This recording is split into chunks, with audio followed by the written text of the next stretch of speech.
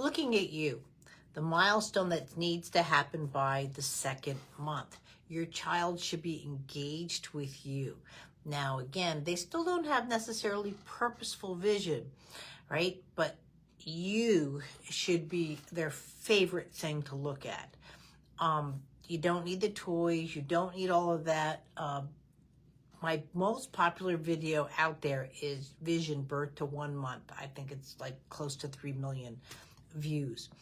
But when your child is engaged, again, this is when language sets up. This is when they're at you. Now, this month, going into February, now is the second milestone. I'm doing the 12 months of milestone. So we're going into the second month. So my webinar is going to be February 1st at looking at you, what the good points are. And then 2 weeks from there, I think it's the 18th, then you'll have the warnings of the looking at you, when a child kind of looks through you. There's a difference between me looking at you like this, right? And versus me looking at you like this. Right? I have directionality. I might be towards you, but I'm kind of looking through you versus doing something like this. It's something very subtle. You're not going to see it as easily with a newborn baby, or I should say a 1-month-old baby, because they don't have convergence yet. Whereas my convergence, and again, where I can move my head independently from my eyes, a baby can't. And they'll drift off, but they'll look at you and they'll engage, and then, they'll fall asleep just looking at you or something like that. Please don't overdo it with the black and white. Any baby that has healthy vision really doesn't need black and white. When you're using black and white, again, this is where you start becoming my client, and that's what I don't want you to be. When black and white is available, they're kind of like moths in front of a light. They kind of look, but they can't disengage, right? Any purposeful vision, even when I'm looking at you, I should be able to look at you, and then I can go see what's going on over there and come back to you.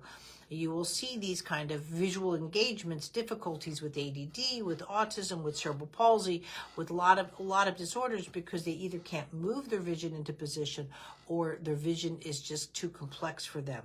Complexities can come from environmental complexities due to the structure of the eyes, and then complexities due to the neurological processing.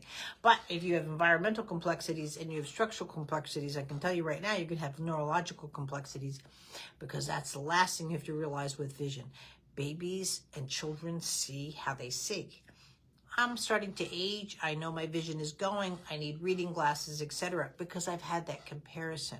When a child, especially in visions, never had the comparison, they might have horrible eyes. They'll never say something. And that's what we're expecting. That I can't see. What are you talking about? That engagement will never be there, because they only are doing what they know how to do. And this is where a lot of people times fight me when I'm like, you need to go see an eye doctor. First of all, we have to rule out structure within the eyes. And I've had everything here. I've had tumors in the eyes. I've had astigmatisms. I've had colobomas. I've had ptosis. Lens microphthalmia. I've seen it all. I'm one of the few people out there that works with everything. Most people at my level specialized, right? But having a child that was very complex, especially he was legally blind at some point. He started out his education at Foundation for Blind Child when he was in preschool. And he still has CBI, but he's at a level 10. Looking at me, everything I'm telling you, he can't do.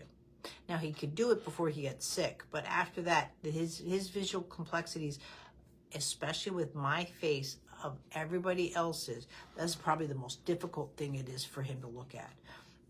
He's an auditory processor because he was blind during his learning ages, but I know my son's characteristics, and I work with him, right? Just like you would work with your spouses or your partner's characteristics or your parents' characteristics. People have characteristics on top of their ability to create milestones.